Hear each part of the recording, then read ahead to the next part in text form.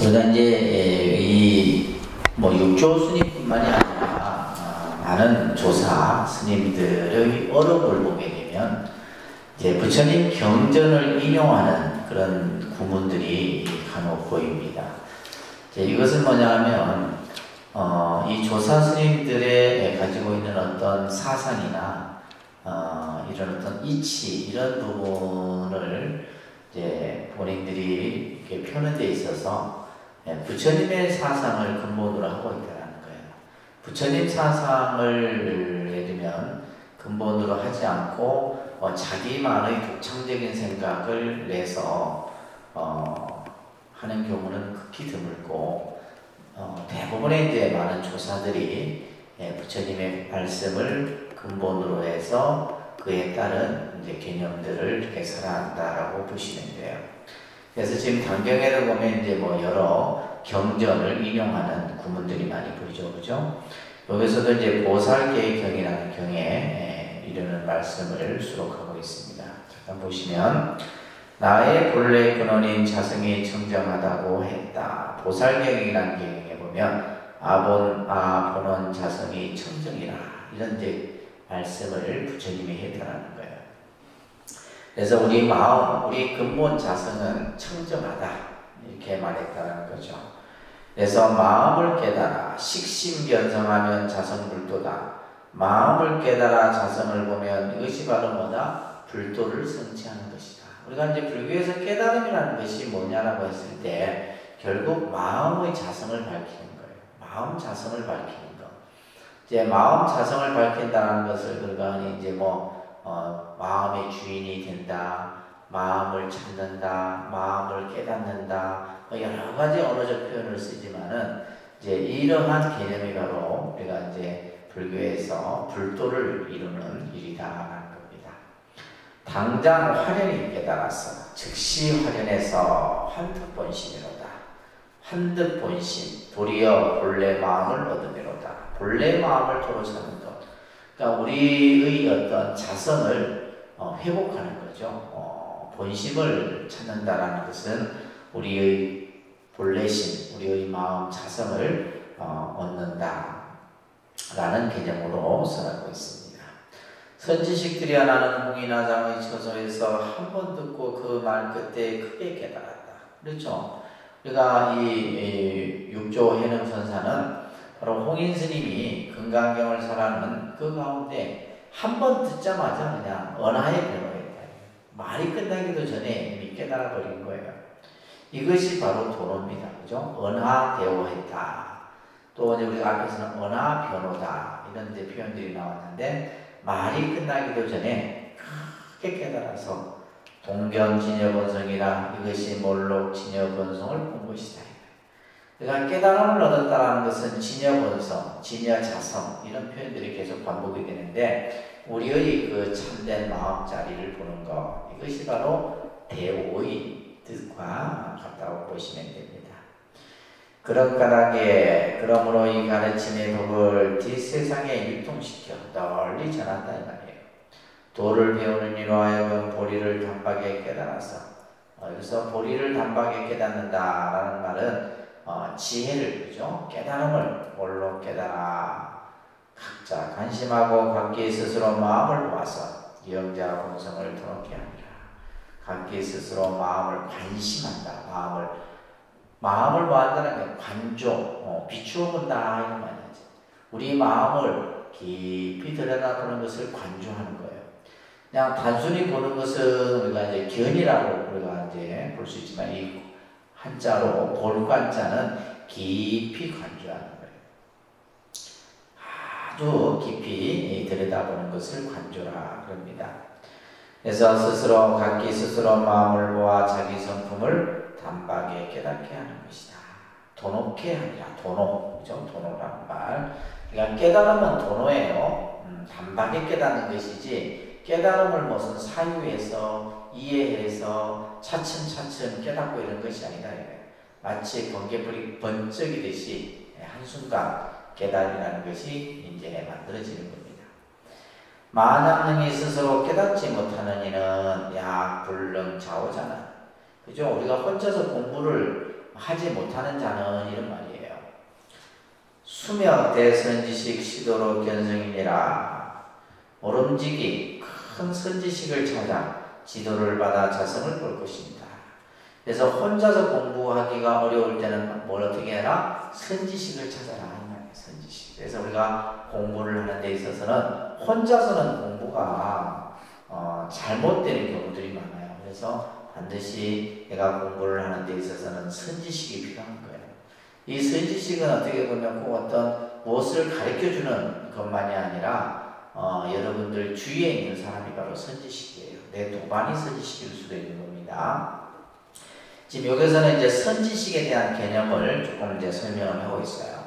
어떤 것을 큰 선지식이라 하느냐 이게 대선지식인고 화명 대선지식인고 이렇게 이제 먼저 말씀을 하시면서 최상승법을 깨달아서 바른 길을 올바르게 가르치는 것이 바로 큰 선지식이며 또한 이것이 바로 큰 인연이다 이거예요. 자, 어떤 이가 큰 선지식이냐? 최상승법을 깨닫는 거예요. 이 최상승법이라는 것은 바로 뭐예요? 공을 체득하는 거예요. 내가 본래 없다라는 것을 무아의 이치를 깨닫는 것. 이것이 바로 최상승법이에요.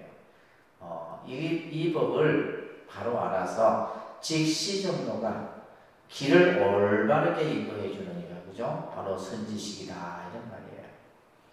이것이 또한 큰 인연이다. 그래서 선지식을 만나는 그 인연이 아주 지중한 인연이에요. 그래서 우리가 이제 공부를 할 때 선지식을 만나느냐 만나지 못하느냐 이게 굉장히 중요한 거예요. 그래서 시대의 인연이라 이것이 큰 인연이다. 선지식을 만나는 게 그만큼 중요하다는 거예요. 이런 바 교화하고 지도해요. 그렇죠. 선지식이 우리를 교화하고 때로는 지도해서 부처를 보게 하는 것이. 여기서 부처는 뭐냐? 우리 마음 자성이에요. 우리가 그냥 생각하는 그런 부처님이죠. 부처님하고 부처는 다르다 그랬어요. 그죠? 우리가 부처님은 예배의 대상을 우리가 표현할 때 부처님이고 부처다라고 하는 것은 마음, 깨달음을 얘기하는 거예요. 그래서 우리가 이런 선지식이 교화하고 지도해서 우리 마음을 보게 하는 것이니 모든 착한 법이다. 큰 선지식으로부터 말미암아 능히 일어난다. 일체 선법, 선법이에요.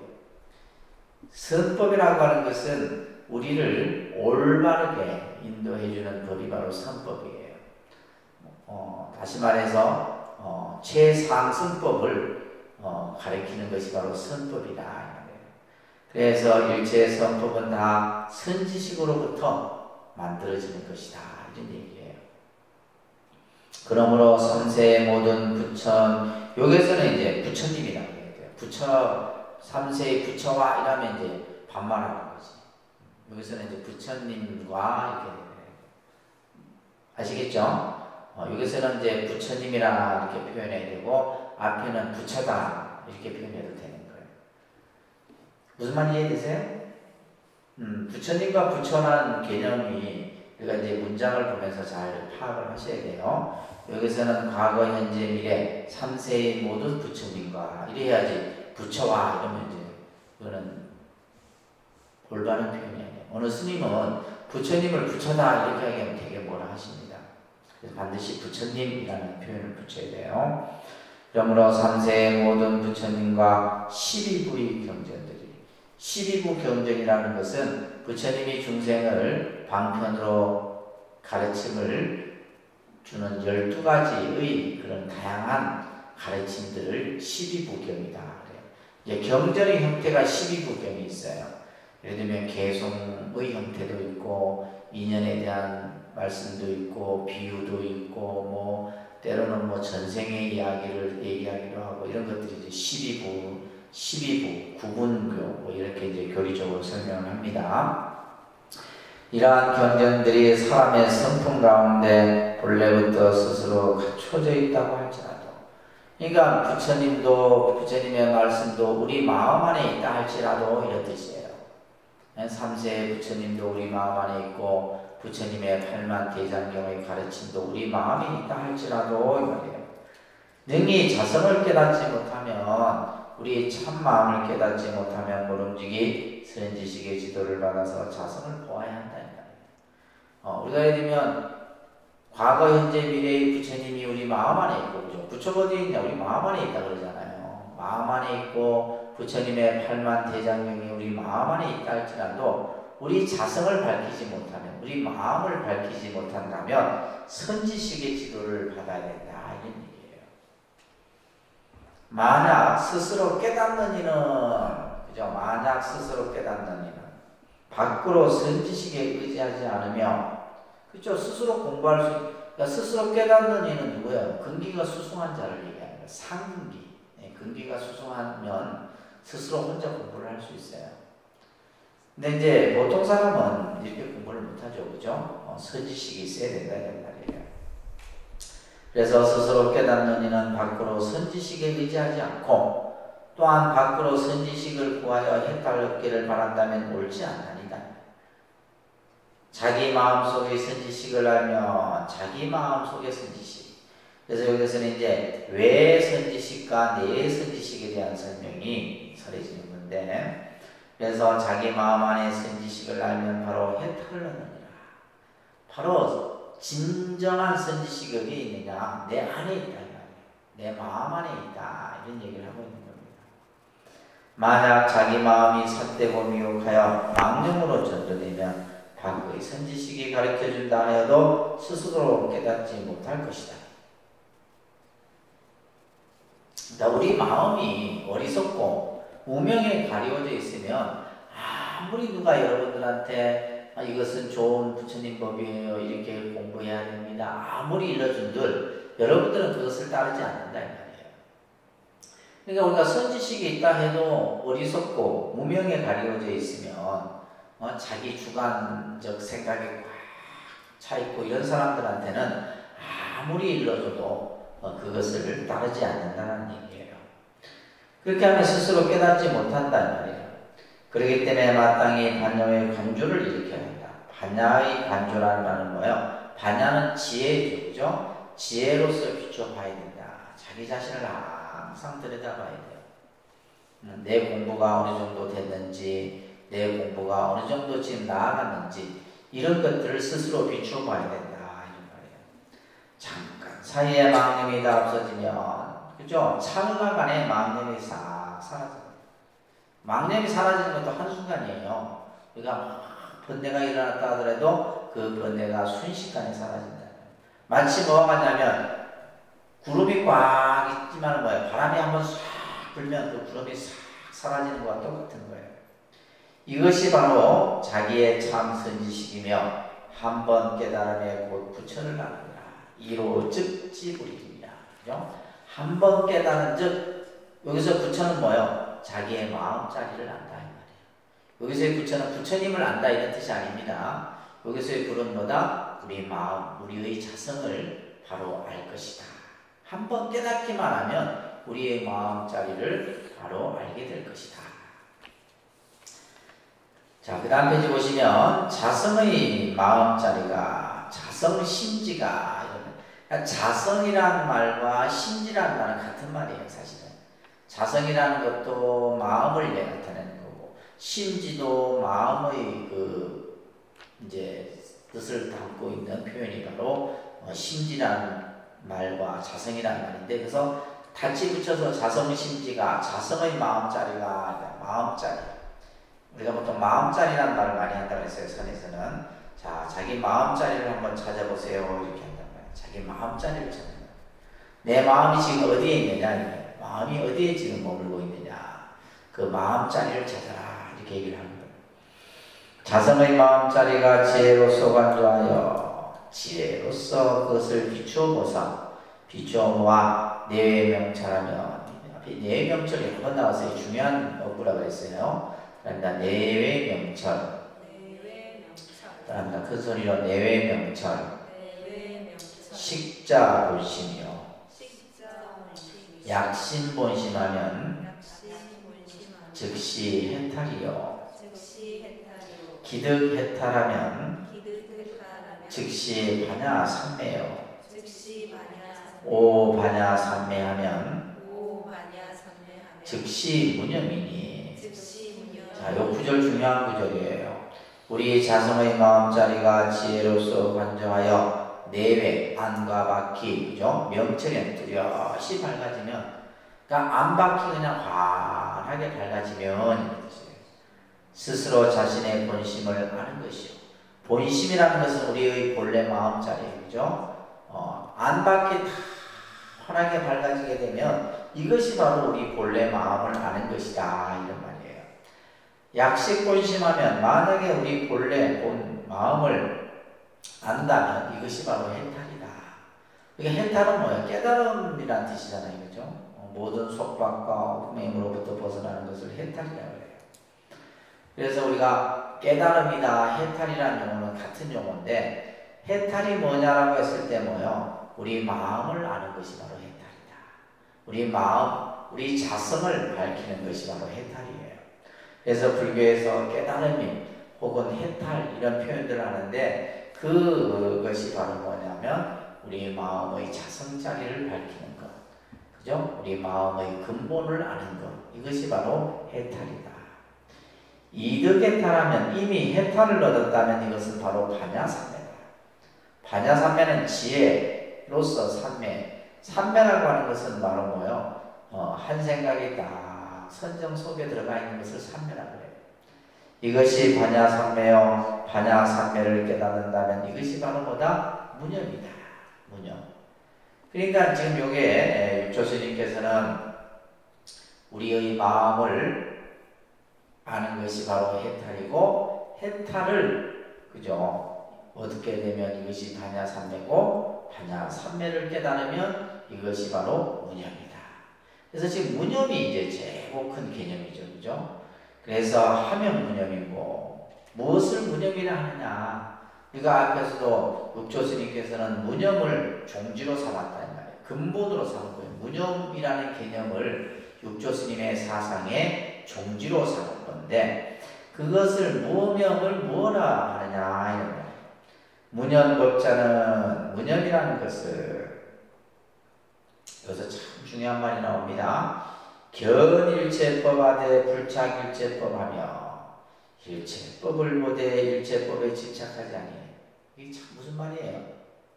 그죠? 일체법을 보되 일체법에 집착하지 않는다.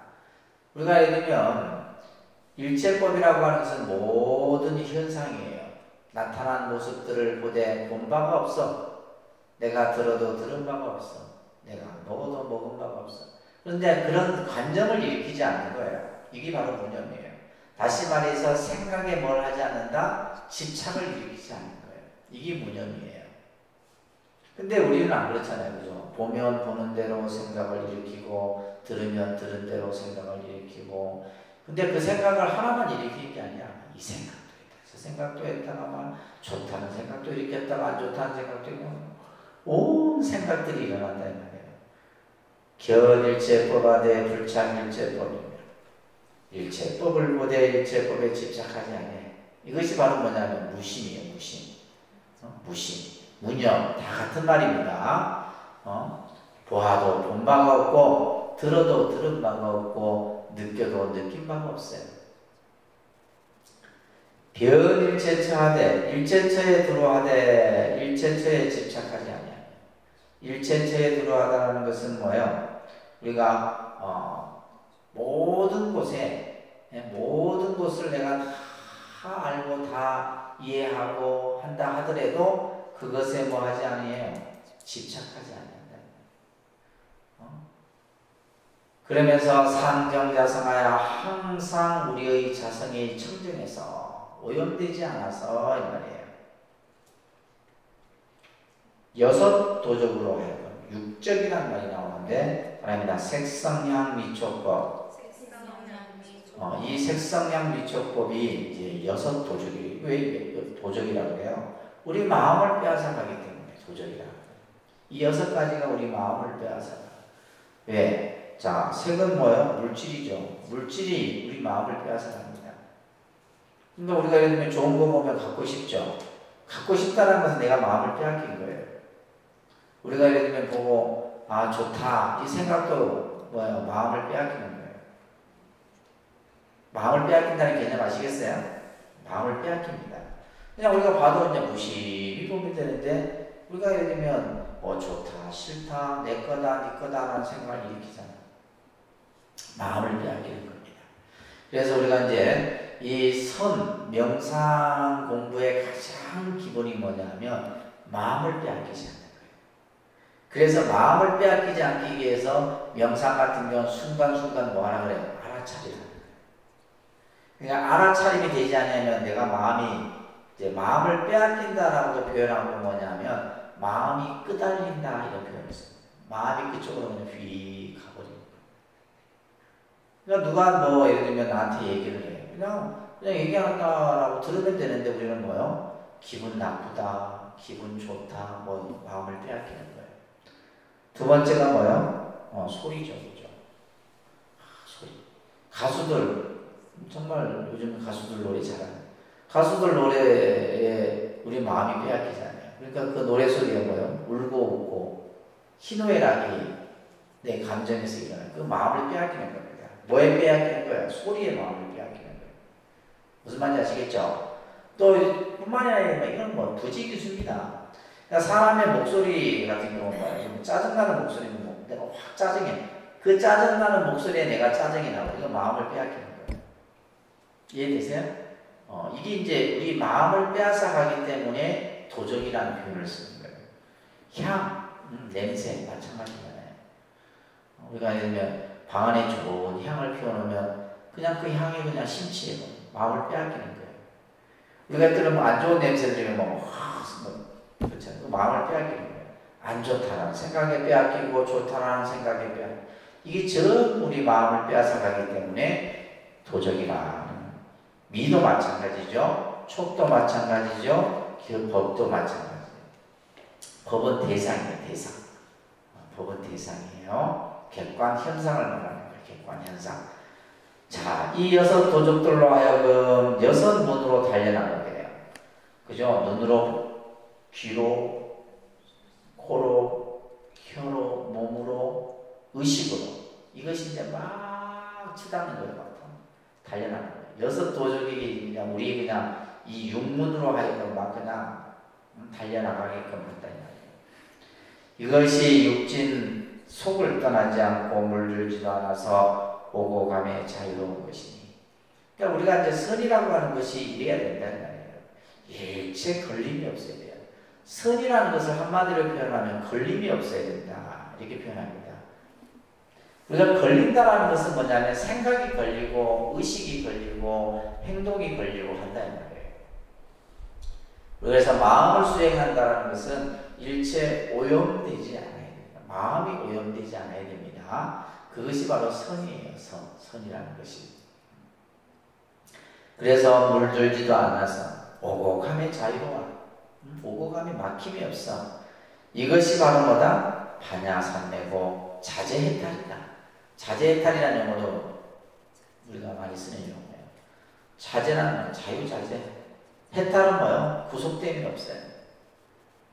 이것을 바로 뭐냐 한다? 무념행위라 한다. 그래서 무념이라는 것은 어디에도 막히거나 얽매이거나 오염되거나 물들거나 이러지 않은 거예요. 그것을 우리는 흔히 무념을 좀 더 쉬운 표현으로 하면 무심이다.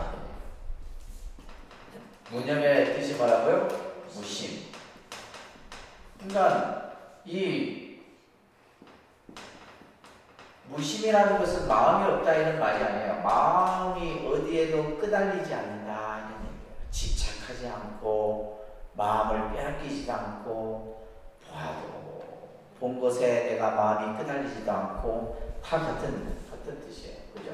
그래서 우리가 수행의 상태라고 하는 것은 이런 무념, 무심, 무주, 무상 이런 상태를 지금 이제 이 단경에서는 얘기를 하는 거예요. 지금 우리는 이걸 통해서 뭐냐면 깨달음이라는 경계가 어떤 것이냐 바로 무념의 상태가 깨달음이다. 무념의 상태. 이해되시겠어요? 그래서 바로 이제 이 교수님께서는 이러한 무념행을 이렇게 말씀을 하시는 겁니다. 온갖 사물을 생각하지 않음으로써 온갖 사물을 생각하지 않음으로써 항상 생각이 끊어지도록 이보다 끊어지게 하지 말지니 이렇게 좀 고치세요. 생각이 끊어지도록 하지 말지니보다 생각이 끊어지게 하지 말지니 이렇게. 사물을 생각하지 않음으로써 그 생각이 끊어지게 하지 말아라.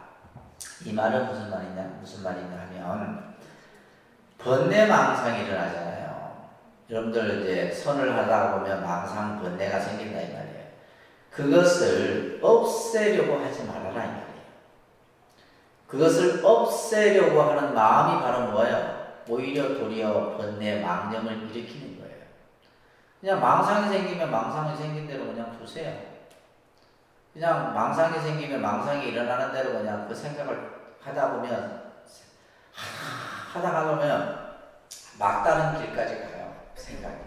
그러면 그 망상 번뇌가 다 쉬어져 버려요. 근데 우리는 또 다시 또 다른 생각을 또 일으켜. 그러면 늘 말씀드리지만 우리가 50분 자선하면 45분은 망상 번뇌 속에 있는 거예요. 우리가 예를 들면 다 앉아야 된다고 그냥 말 그대로 무념무상의 상태에 들으냐 천만의 말씀이에요.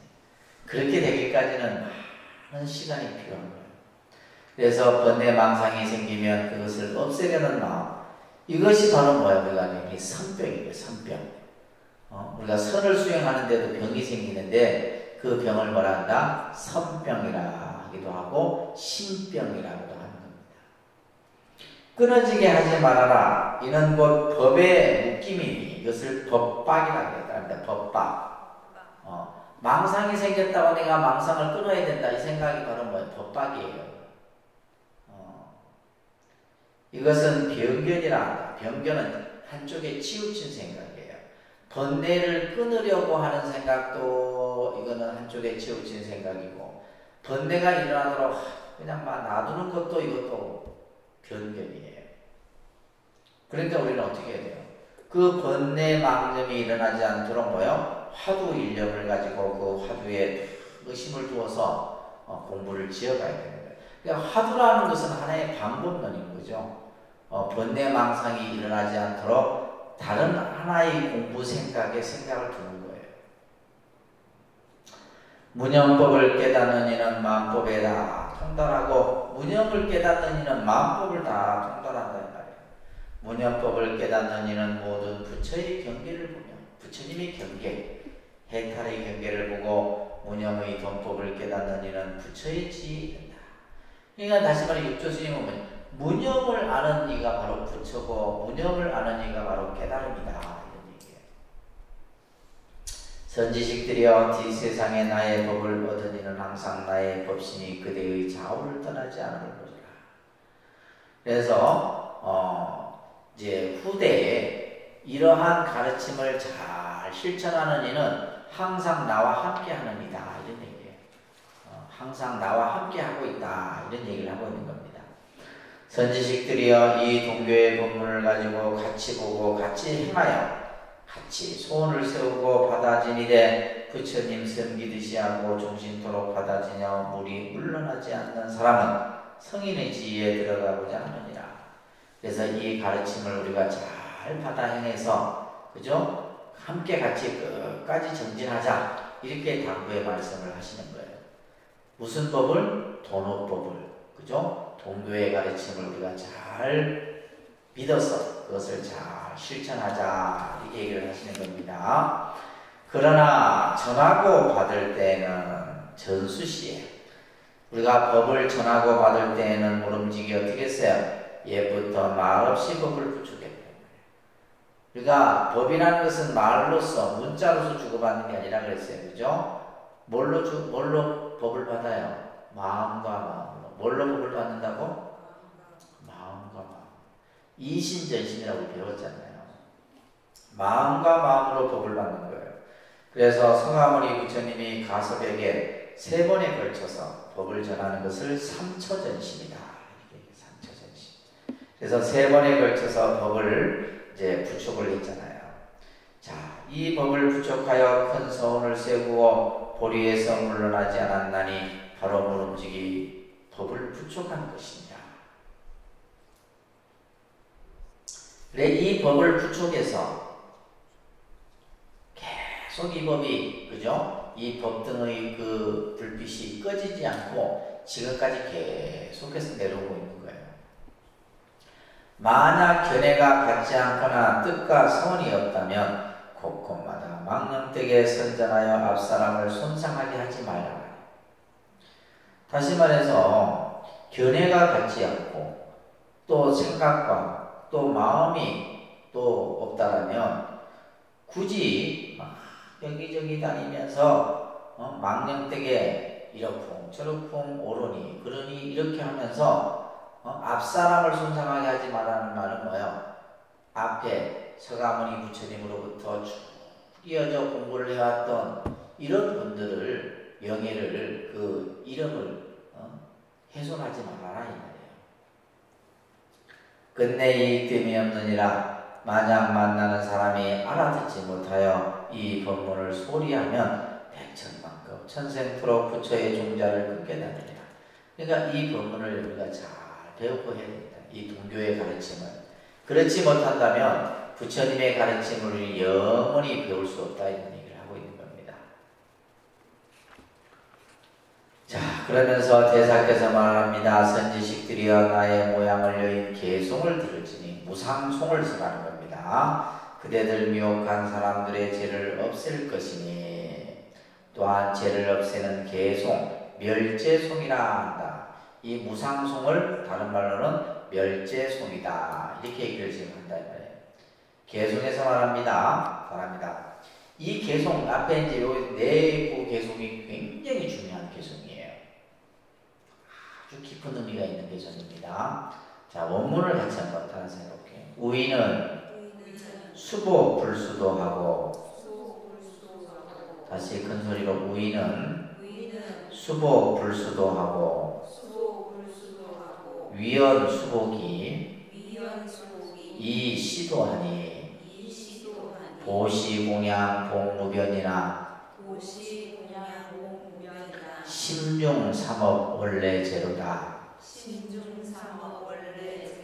이 개송은 이제 스님들이 법문할 때 굉장히 많이 인용하는 개송이에요.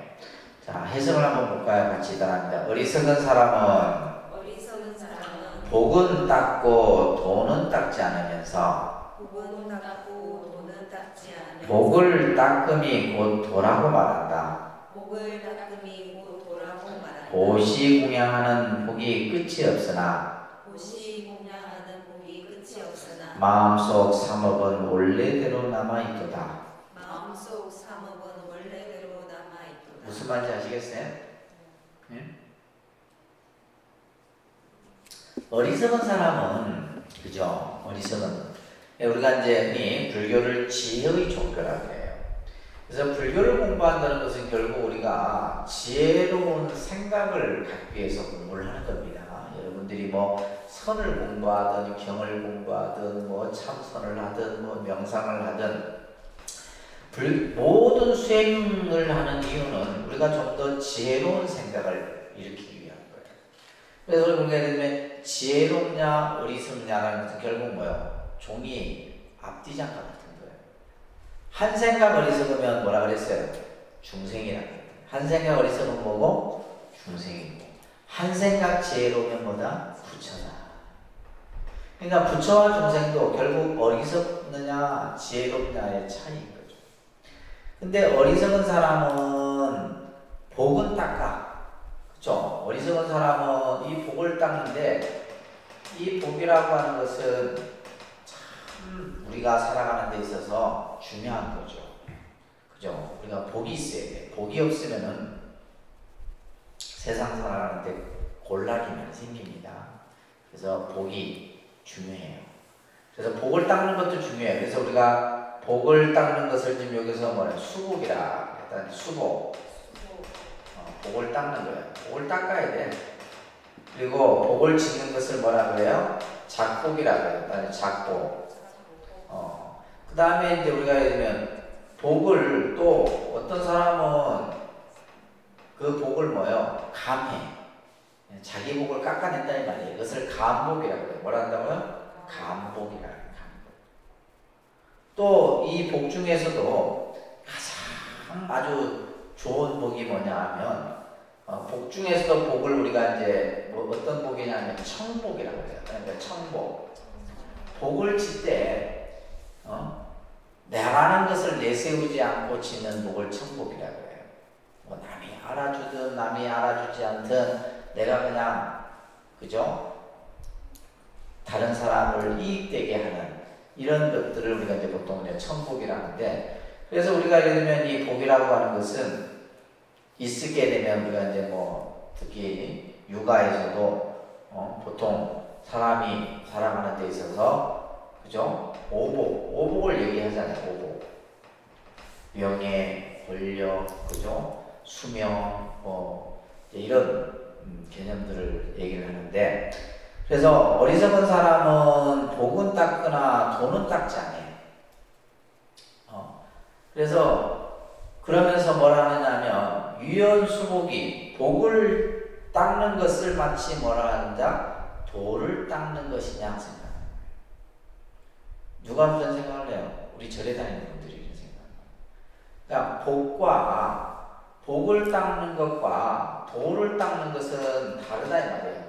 무슨 말인지 아시겠어요? 우리가 복을 닦는 거와 돌을 닦는 건 달라요. 여러분들이 절에 와서 보시공양을 하는 것은 복을 짓는 거예요.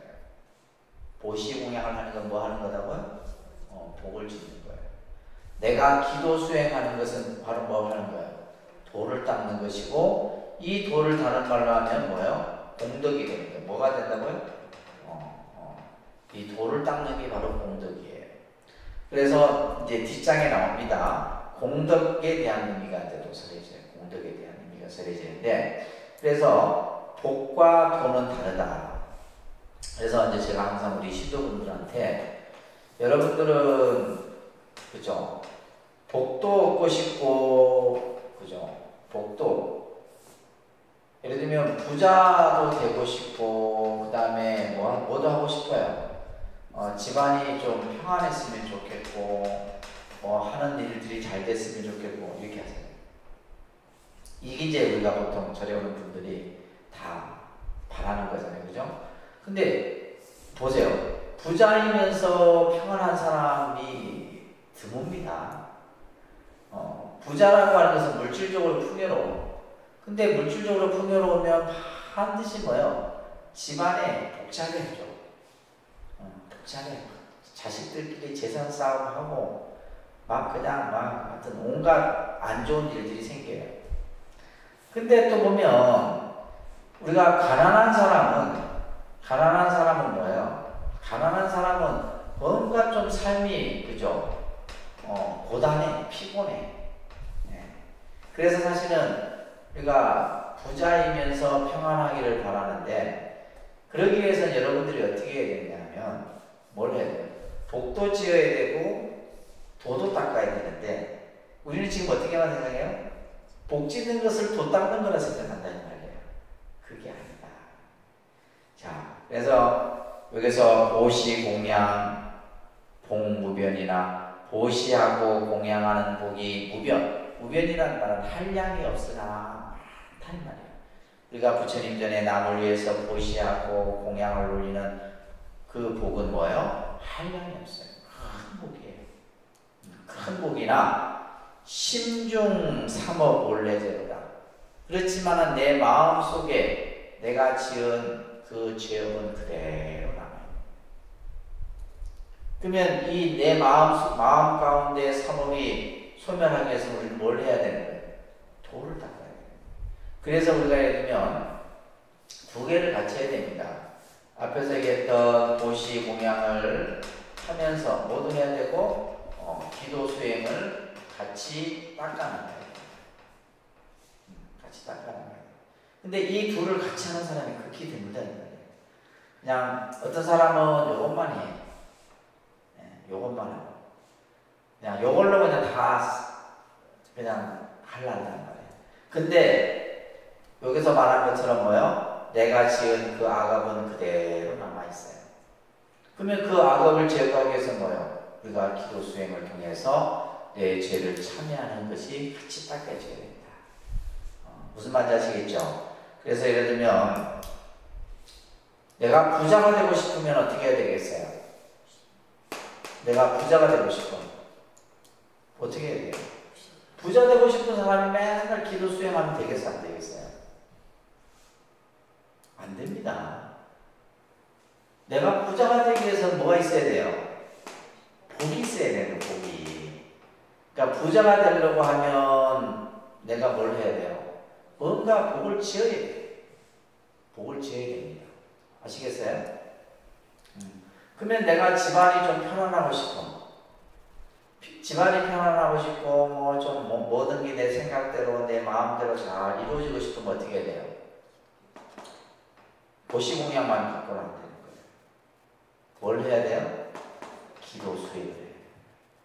그러니까 결국은 가장 이상적인 것은 뭐다? 보시공양도 하고 기도 수행도 같이 이루어져야 돼요. 근데 이렇게 하는 사람이 극히 드물다 이 말이에요. 내가 지금까지 쭉 봐온 바로. 그러니까 어떤 사람은 이것만 하고 어떤 사람은 이것만 해요. 근데 방향이 각기 틀려요. 그러니까 예를 들면 부자 되고 싶은 사람이 맨날 기도 수행한다. 기도 수행하는 것은 부자가 될 수 없어요. 내가 살아가는데 뭔가 내가 좀 편안하고 장애가 없고 이런 정도는 이루어질 수 있어요. 그러나 내가 좀 더 부를 이루고 싶다면 어떻게 된다? 복을 지어야 돼요. 아시겠죠? 스님들도 복이 있어야 돼요. 그래서 나는 어떻게 보면 복이 많은 택이죠. 그죠? 복이. 그렇게 생각 안 하세요?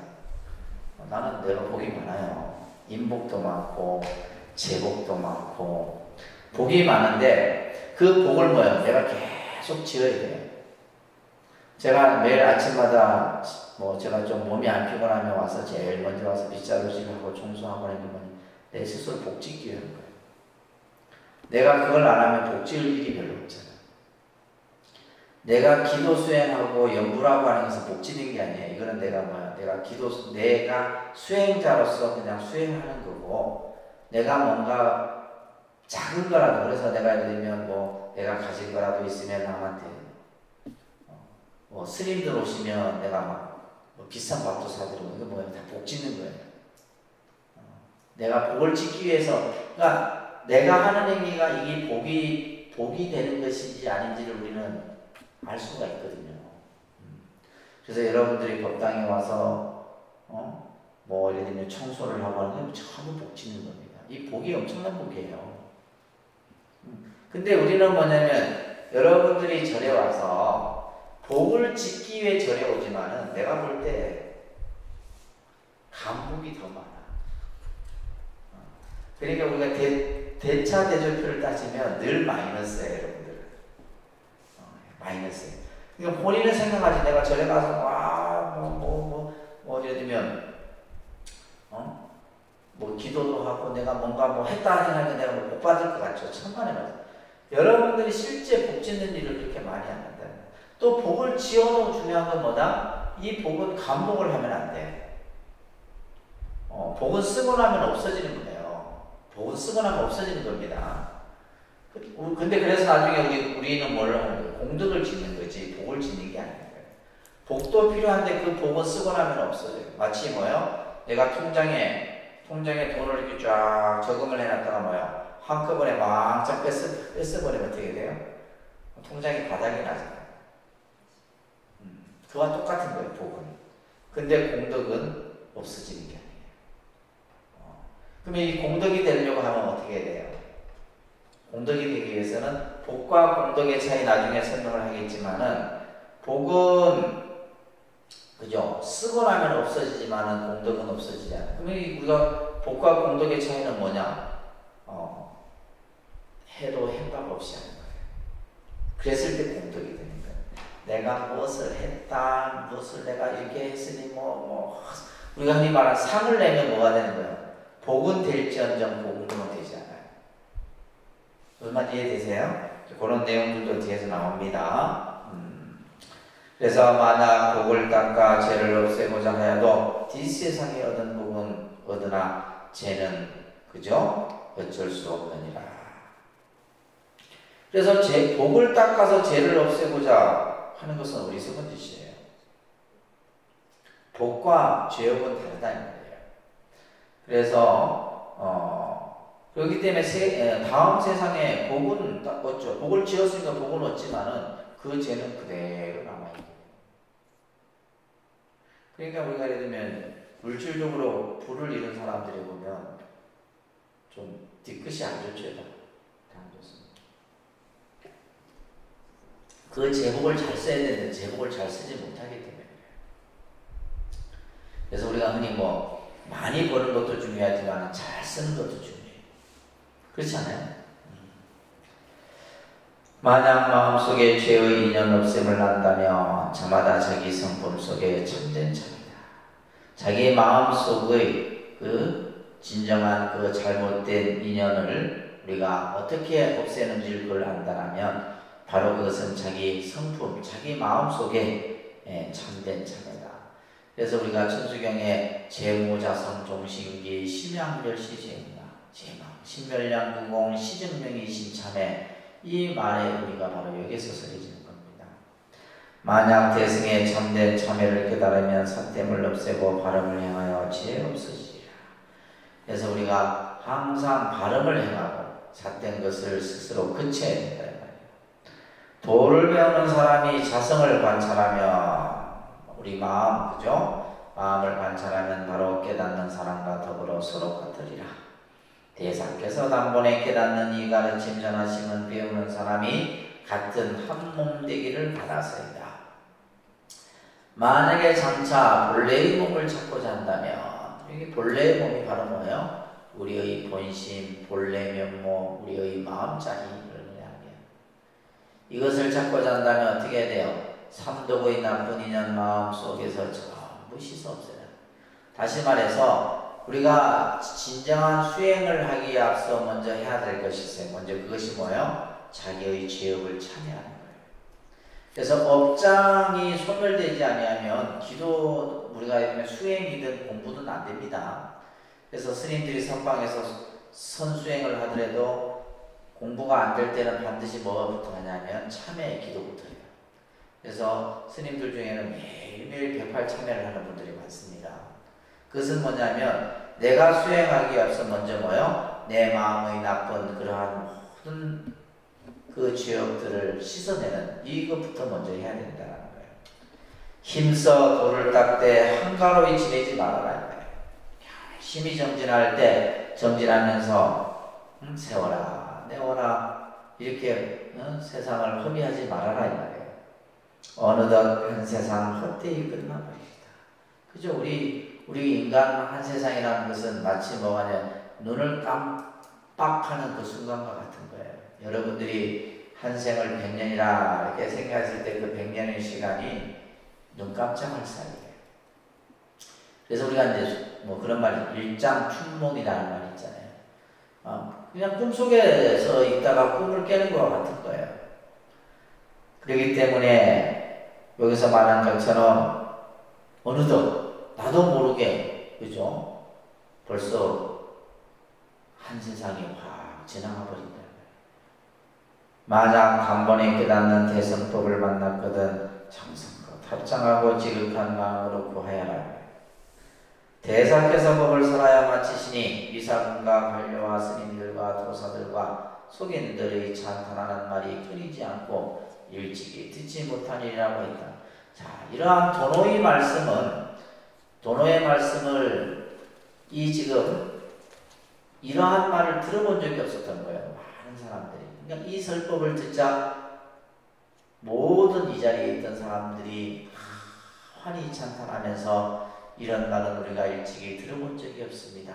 이러면서 이 육조스님을 더 우러러보고 더 아주 찬탄했다는 내용으로 이제 마무리하고 있습니다. 자, 그 다음 이제 공덕 정토를 이제 얘기하는 부분은 저희가 다음 시간에 하도록 할게요.